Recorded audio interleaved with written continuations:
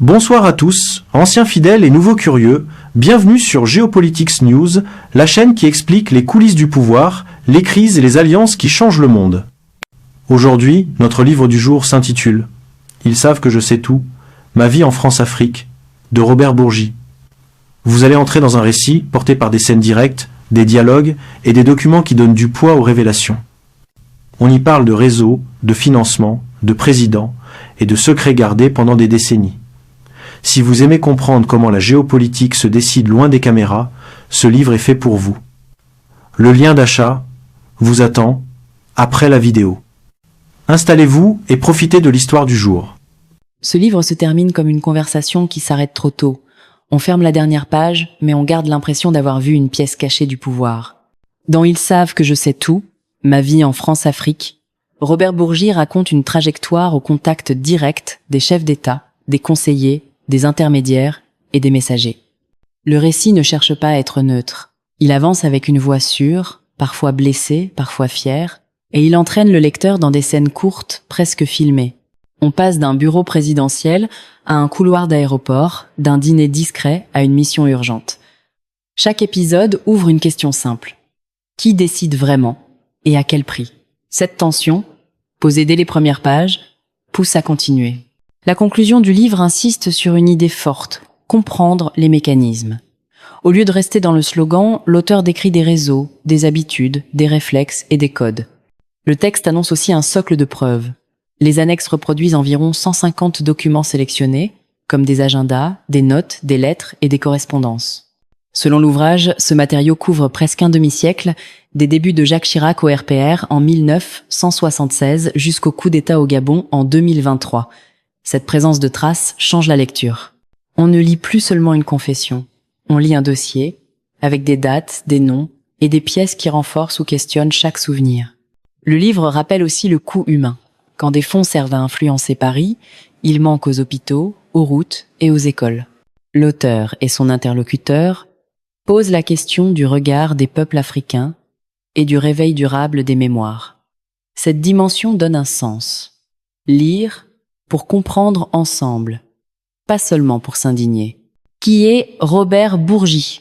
C'est un avocat et conseiller politique franco-libanais, né le 4 avril 1945 à Dakar. Il étudie le droit, d'abord à Nice puis à Paris, et soutient en 1978 une thèse portant sur De Gaulle et l'Afrique. Il devient une figure des cercles africains de la droite française, proche de Jacques Foccart, et lié à la galaxie de Jacques Chirac. Avant ce livre, il publie Le général de Gaulle et l'Afrique noire, un travail historique issu de ses recherches. Dans ses mémoires, menés en entretien avec le journaliste Frédéric Legel, il assume son rôle d'homme de l'ombre et revendique sa stricte vérité. Si vous aimez la géopolitique, ce livre mérite d'être acheté pour 3 raisons simples. D'abord, il raconte l'histoire par les scènes, donc on comprend sans cours compliqués. Ensuite, il montre des contradictions humaines, ce qui rend le pouvoir réel, pas abstrait. Enfin, il donne envie de vérifier, de recouper et de lire d'autres sources, parce qu'il ouvre des portes. Vous sortirez de cette lecture avec une carte plus claire des relations franco-africaines et avec le sentiment rare d'avoir touché le backstage. Et si une page vous choque, c'est justement le signe que vous devez lire la suivante. 1. Ce livre accroche dès la première scène et ne lâche plus. Vous entrez dans une pièce de pouvoir, vous entendez des phrases directes, puis un détail change tout. Cette écriture en scène fait avancer vite, comme une série. Chaque chapitre finit sur une question, donc vous voulez la réponse. Vous n'avez pas besoin d'être expert en politique. Le vocabulaire reste simple et le rythme reste tendu. Si vous aimez les récits vrais où l'on découvre des coulisses, ce livre vous donne cette sensation, page après page. Et quand vous pensez comprendre, une nouvelle porte s'ouvre, plus sombre, plus grande. 2. Vous achetez aussi un dossier, pas seulement un récit. L'auteur annonce des annexes avec environ 150 documents choisis parmi des notes, des agendas et des courriers. Cela donne des dates, des noms et des traces concrètes. Quand un passage vous surprend, vous savez qu'il existe un support derrière. Cette sensation de preuve rend la lecture addictive, car vous voulez voir jusqu'où vont les détails. C'est rare. Dans un livre de mémoire, ici la parole est renforcée par des pièces, Donc le lecteur se sent enquêteur, pas simple spectateur. Vous lisez, vous comparez et vous tirez vos conclusions librement. 3. Le livre couvre un temps long et c'est précieux. Il suit presque un demi-siècle de relations franco-africaines, des premières années autour de Jacques Chirac au RPR jusqu'au Gabon de 2023. Cette continuité permet de voir les mêmes méthodes revenir, puis changer, quand les lois, les juges et l'opinion deviennent plus dures.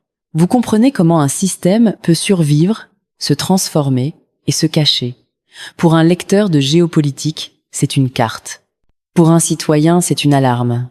On avance avec une ligne du temps claire, donc on ne se perd pas. Et tout reste lié, logique, cohérent. 4.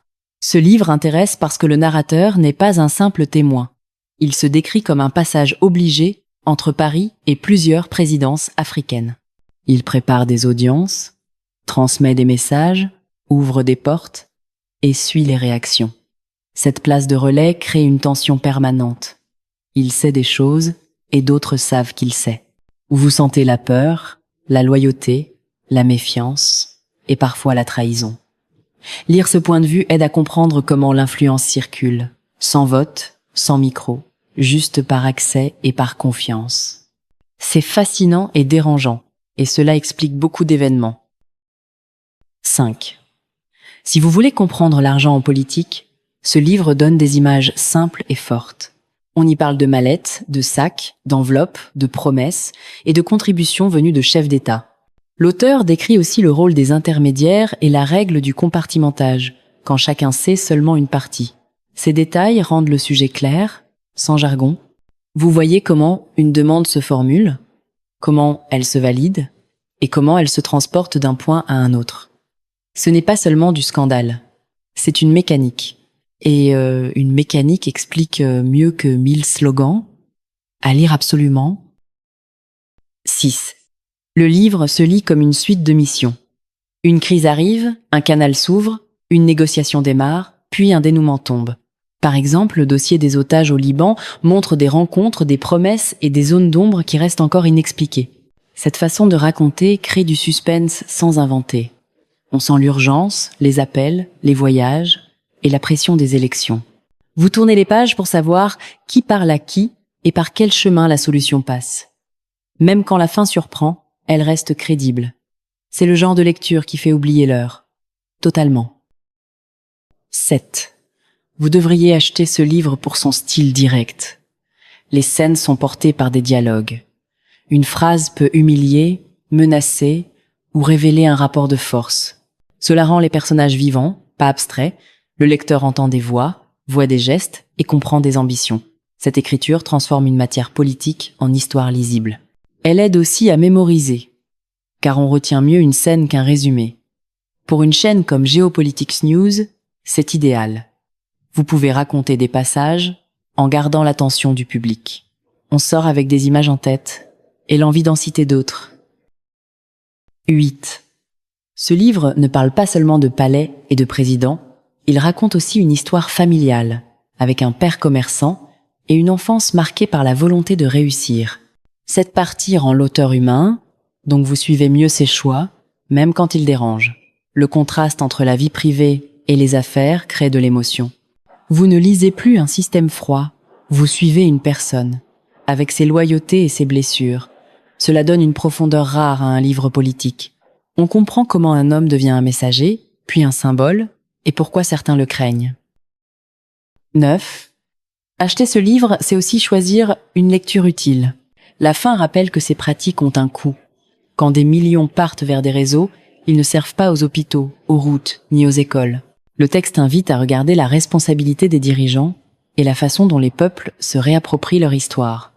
Cette dimension didactique transforme le choc en compréhension. Vous refermez le livre avec des questions nettes, pas avec de la colère. Pour les élèves ou les passionnés, c'est une base pour discuter. Et pour un lecteur, c'est une porte vers des livres et enquêtes. 10. Ce livre vaut l'achat parce qu'il provoque un débat. L'auteur est une figure contestée, donc sa parole pousse à vérifier et à confronter. Mais c'est justement ce qui rend la lecture forte. Vous apprenez à distinguer un fait, une version et une interprétation. Le livre est construit en entretien, ce qui garde un ton vivant. facile à suivre. Chaque chapitre ajoute une pièce au puzzle jusqu'à une vue claire. Vous avez envie d'en parler, de partager un passage et de demander « Et vous ? Vous y croyez ?» Un livre qui fait parler est un livre qui marque. Merci d'être resté avec Geopolitics News jusqu'ici. Dites-moi en commentaire ce qui vous a gardé avec nous, le suspense, les faits ou les coulisses. Sur cette chaîne, on décrypte la géopolitique, les crises, les réseaux d'influence et on vous présente des auteurs et des livres qui expliquent le monde. Si vous voulez des analyses claires, des histoires et des recommandations utiles, abonnez-vous maintenant et activez la cloche. Pour acheter le livre du jour, un lien Amazon est juste sous la description. C'est un lien affilié et en passant par lui, vous soutenez la chaîne à grandir.